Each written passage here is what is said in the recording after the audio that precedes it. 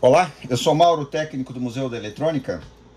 Bem-vindo à Eletrônica do Passado. Eu tenho que agradecer aqueles que fizeram comentários no vídeo anterior, onde a gente mostrou a primeira vez que a gente ligou esse rádio, depois de, muito provavelmente, várias décadas. E hoje a gente vai seguir nessa pesquisa de um defeito que o rádio apresentou, e a gente precisa localizar esse defeito e entender o que está acontecendo. Você viu aí no vídeo anterior, e se você não viu, eu vou deixar aqui embaixo na descrição desse vídeo o link que você vai clicar e vai ser levado lá à pasta, onde você vai encontrar 9 vídeos, desde o primeiro momento, quando nós apresentamos esse equipamento, um rádio maravilhoso fabricado pela RCA Victor, empresa americana, no ano de 1937.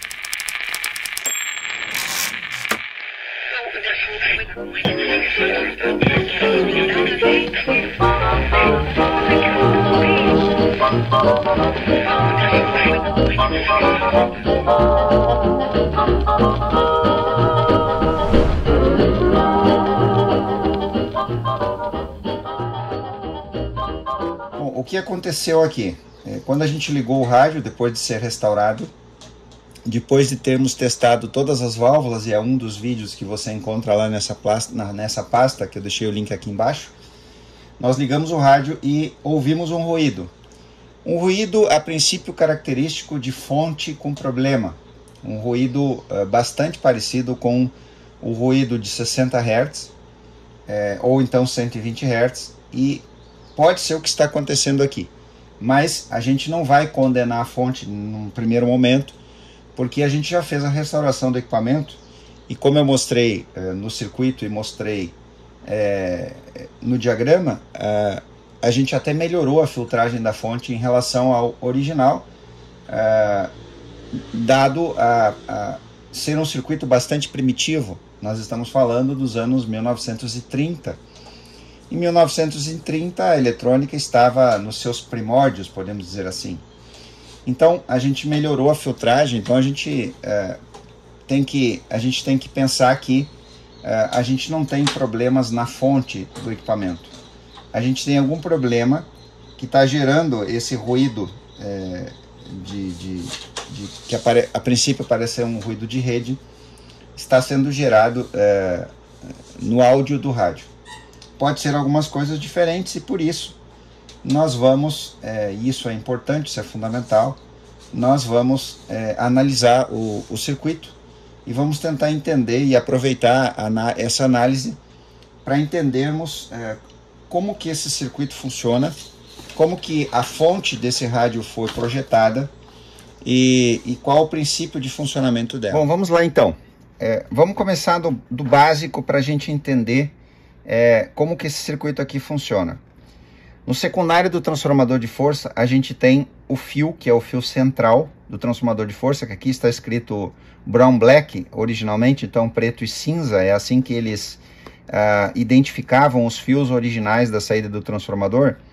Aqui em cima a gente tem os dois fios green, que são os fios que vão ligados lá no filamento e catodo da 80. Aqui embaixo a gente tem os fios azuis, que são os fios dos filamentos das válvulas, e aqui a gente tem nos extremos do transformador os fios brown, que são o cinza, e o brown black, que é o fio central.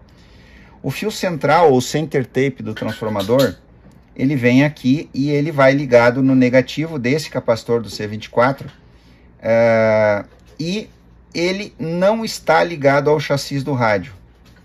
Notem, se você notar aqui, a imensa maioria, ou a maioria se você já trabalhou com eletrônica, né, com eletrônica clássica, se você notar, normalmente ou usualmente, o center tape do transformador vai ligado à massa, ao terra. O que acontece com o terra de um rádio, que é a imensa maioria dos rádios? O terra de um rádio, ele é o 0 volt, porque ele está ligado à massa, então o chassi do rádio é 0 volt.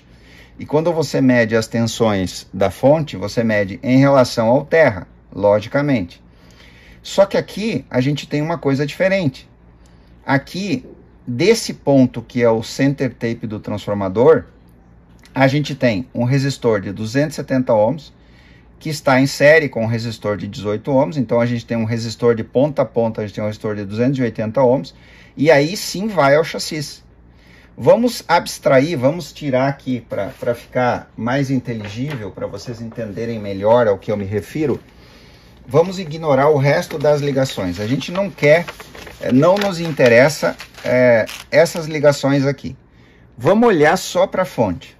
Então a gente tem os extremos do transformador ligado na válvula retificadora, ok, na 80, e o center tape que não está ligado à massa.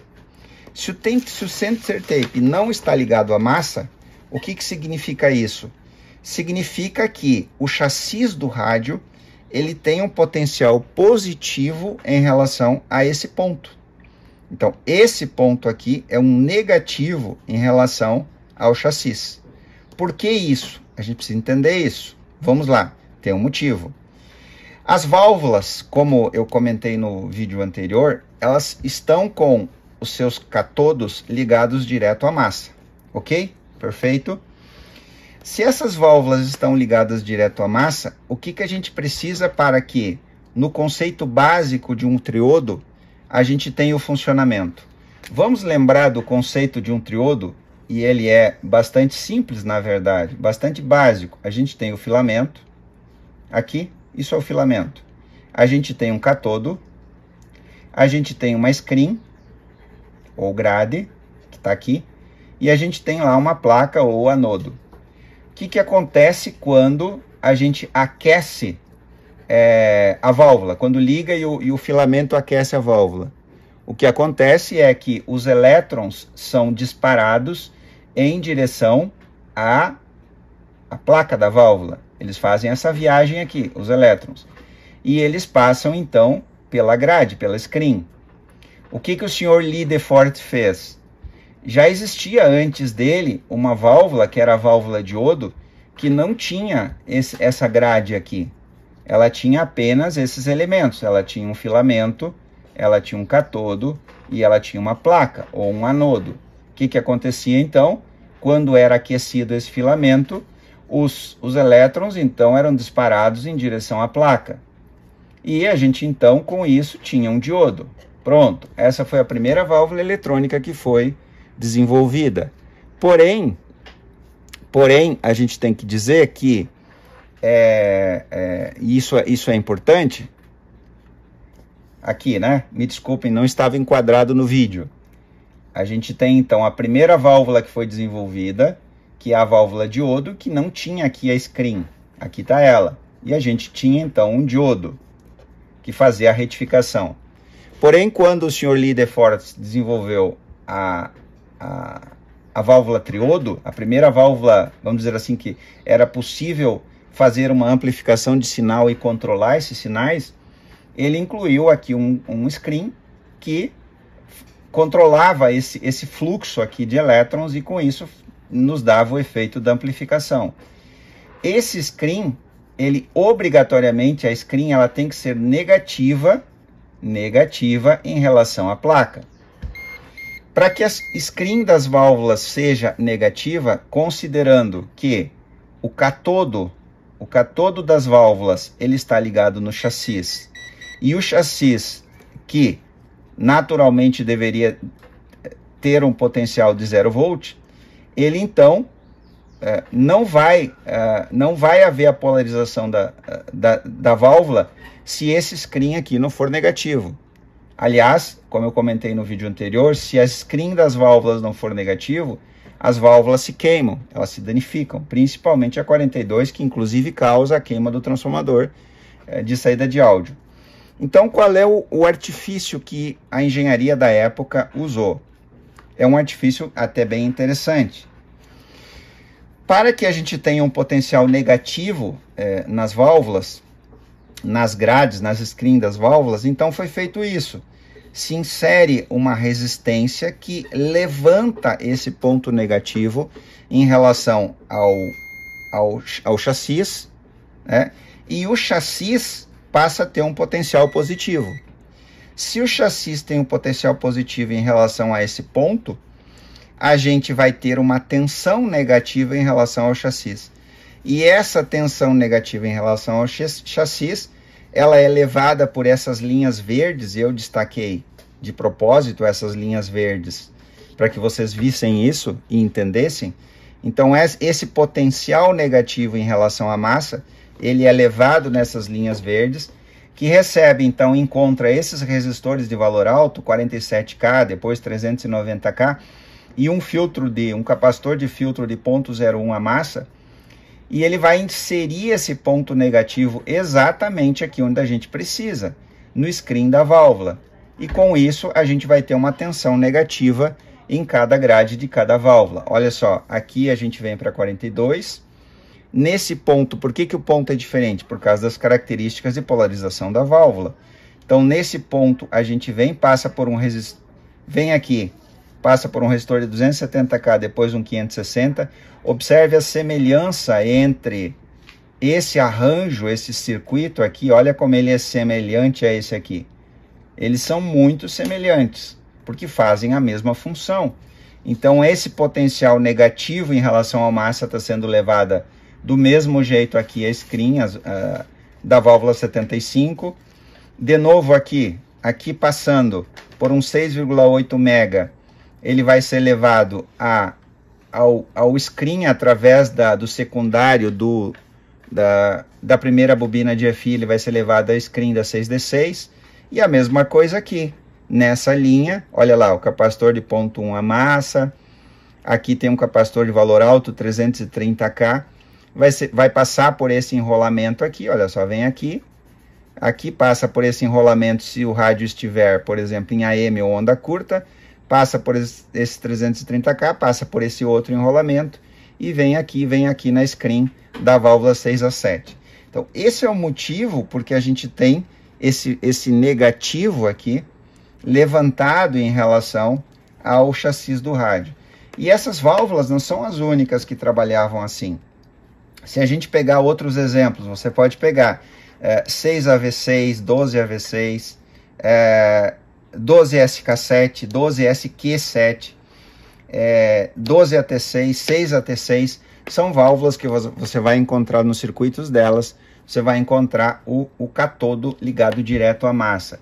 O contrário disso é, por exemplo, se você pegar uma válvula mais moderna, 6AQ5 ou L84, você vai ver nessas válvulas um resistor de catodo antes de ligar na massa. Se você pegar uma 50C5, por exemplo, tanto a normal como a miniatura, ela vai ter um resistor.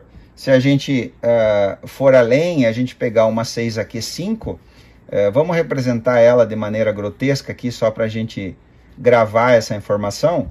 O catodo, então, da válvula, ao invés de ser ligado na massa, ele vai usar um resistor.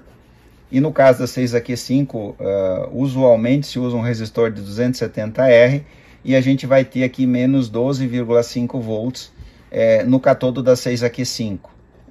É um exemplo prático e aqui você vai chamar, quando você encontrar o resistor entre o catodo e a massa, você vai chamar isso aqui de autopolarização.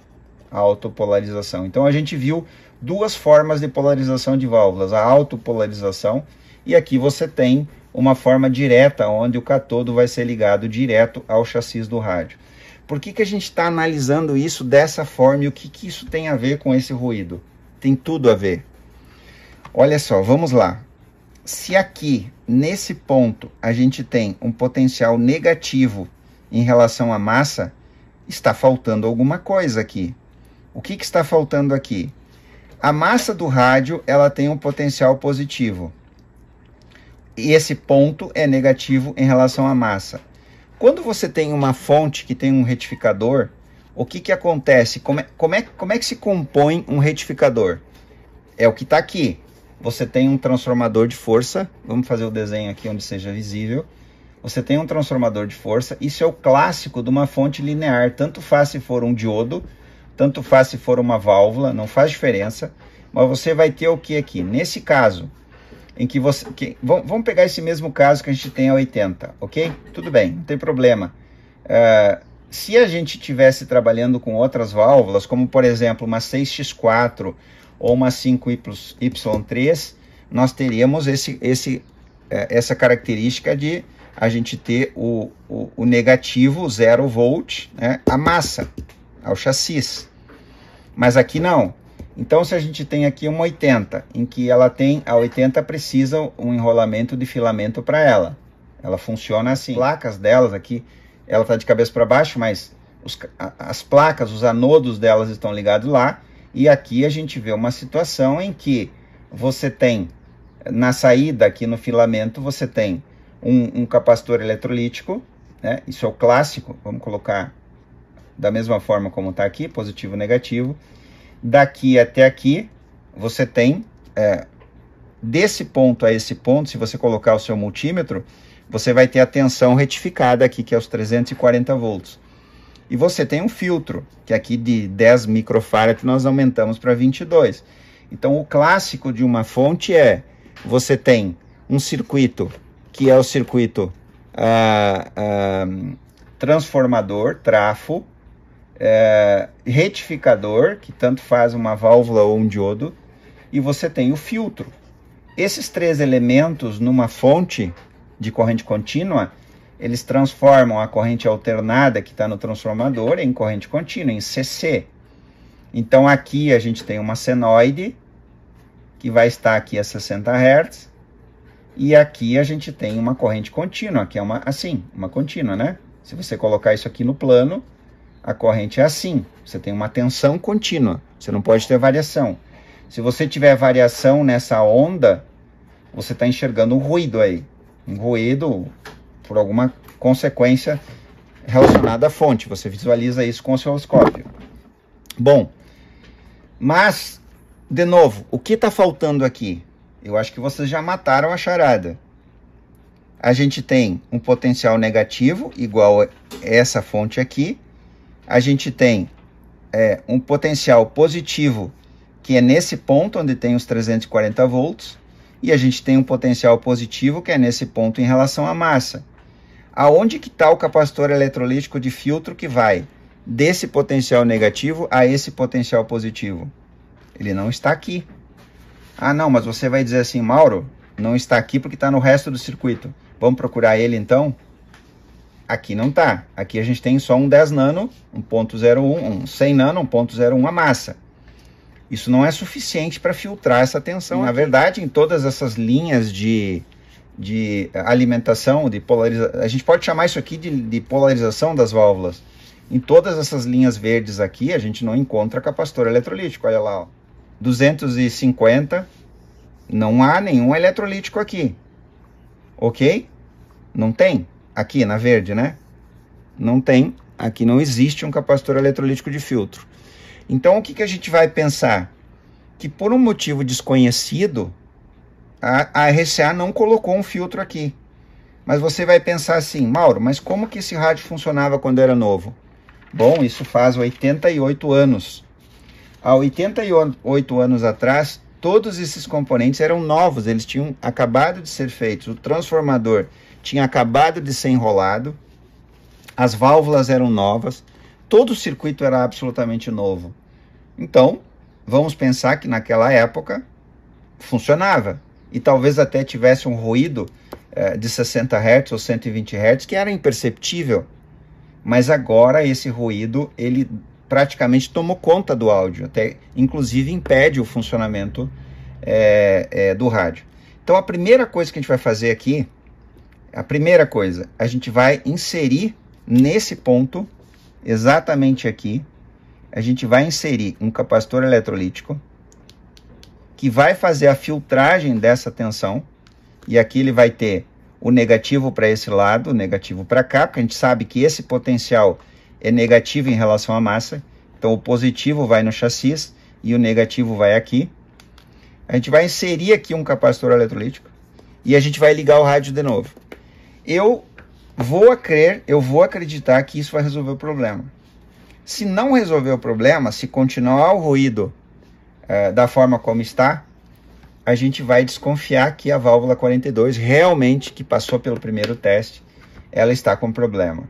Mas existe ainda uma outra coisa que a gente pode fazer.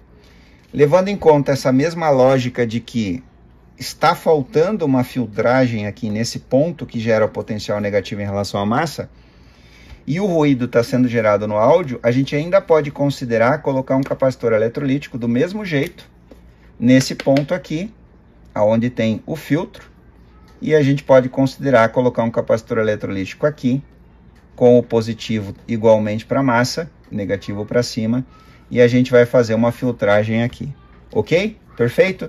Então, a primeira coisa, eu vou colocar esse capacitor eletrolítico aqui e nós vamos ligar o rádio. Ok? Voltamos ao nosso setup inicial.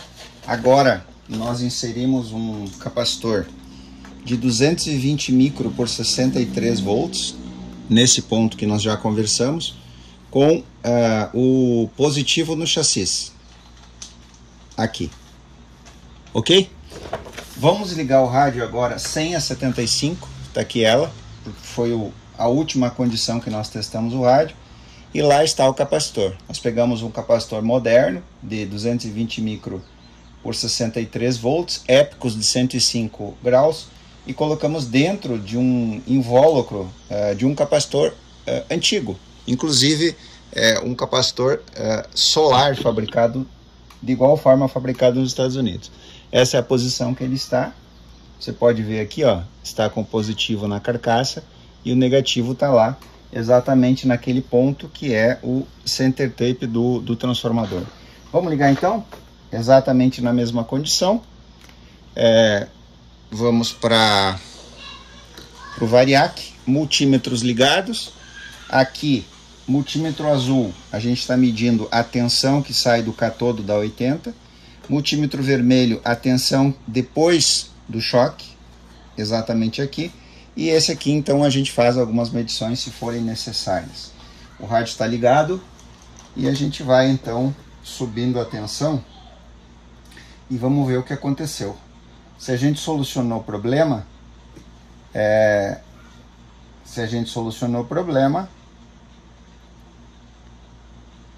a gente não vai ter mais aquele ruído que a gente ouviu antes. 57, 60, tensão subindo, é o que a gente espera.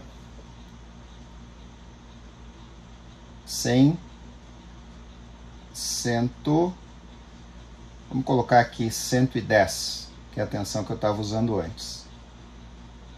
Ok? Parece que as válvulas já estão polarizadas. O volume não vai atuar porque a gente está sem a 75. A tensão é coerente. 337, próximo 340 volts, 285 e não tem mais ruído. Não temos ruído. A gente está sem a pré-amplificador aqui. Mas a gente pode encostar aqui no pino 2 da 75 e vamos ver se vai ter algum sinal. Sim, tá aqui. O áudio está funcionando. Perfeito. O áudio está funcionando. Eu espero que vocês possam escutar. Está absolutamente silencioso. Não tem nenhum ruído. Ok. Não temos nenhum problema.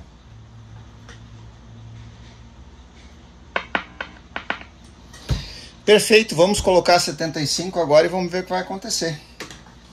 Vou desligar aqui. E vamos colocar 75.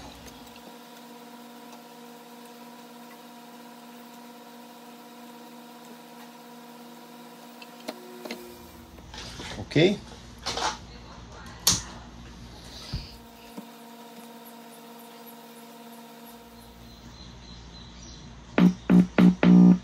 Perfeito, temos áudio, nada de ruído. Excelente. Mas não temos RF. Vamos ver. Vou pegar a antena externa e vamos ver como é que vai acontecer.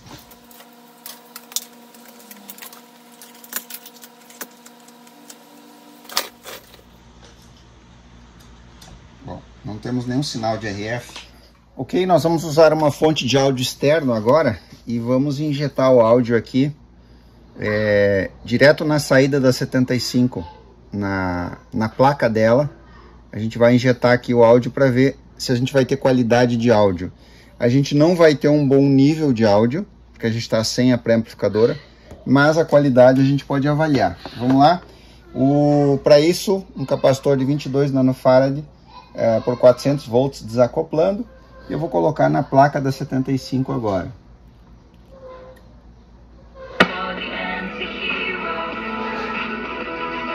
Está aí. Apesar de não termos muito nível, né?